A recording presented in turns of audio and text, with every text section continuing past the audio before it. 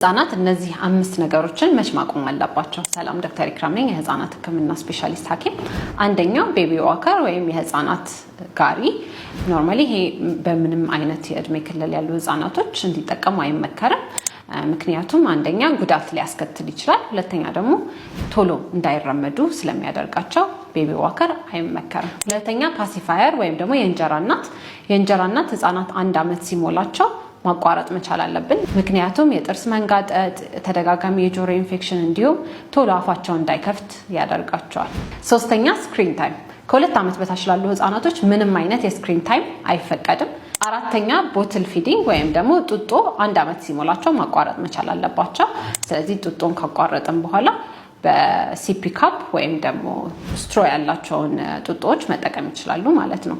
አምስተኛው ሃይ ቼር ወይም ደግሞ ከፍ ያለ የህፃናት ወንበሮችን 3 ዓመት ሲሞላቸው ማቋረጥ አለብን። አመሰግናለሁ።